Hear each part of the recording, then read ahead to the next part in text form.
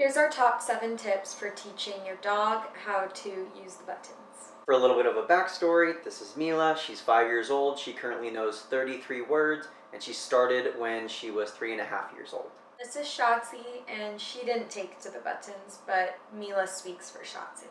And maybe that's a good pre-tip before we even get into our tips, which is that not every dog will learn. Every dog can, but not every dog necessarily will. It's not about breed or age or even intelligence. It's just about willingness. Mila was already very communicative, and so we knew that she would want to communicate with the buttons. Shotzi's not really that way, and so she didn't take to the buttons. Tip number 1, before you buy the buttons, make sure that you talk to your dog a lot and model a lot of words with them. With Mila, we are constantly talking to her, telling her what we are doing, what we are going to do.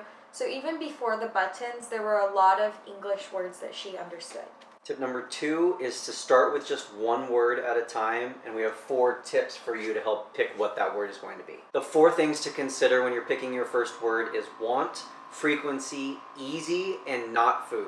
So want, it has to be something that the dog actually wants regularly. So by frequency, it has to be something that the dog is probably going to want at least once a day, if not multiple times a day. If it's something that your dog likes, but they really don't ask for it or care for it that often, there's just not going to be that many opportunities to practice using the word. Number 3, it has to be easy for you as the human to do, because again, to use the park example, if the dog's first word is park and you aren't willing to drive them 3 miles to the nearest park every time they press it, it's going to be hard to learn. Number 4, not food. We'll get into this one a little bit more later, but a big mistake that a lot of people make is starting with the word food or eat or treat, and we would not recommend that. Number 3, with the first button, place it near the object. So if your first word is outside, you could put the button by the door. Number 4 is to encourage but don't force. So don't grab their paw and make them hit the button, or take their head and make them press the button with their nose.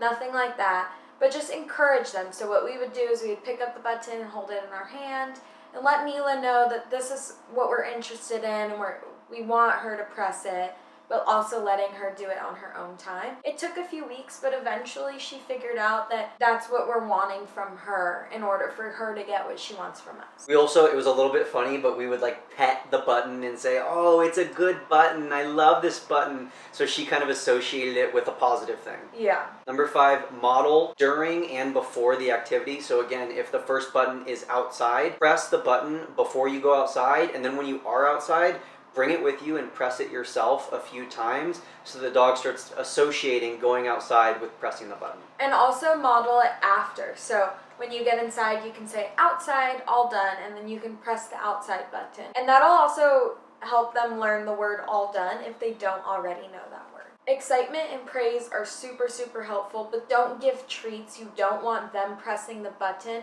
to be associated with I get a treat. You want it to be, oh, I get to go outside when I press outside. So, yay, good job, Mila, you're doing so good, thank you. You know, like that high voice that it lets them know that you're happy and they did good is what Mila really responded well to, and a lot of dogs respond well to. It lets them know that what they did was good, and it gives another positive association for using the button.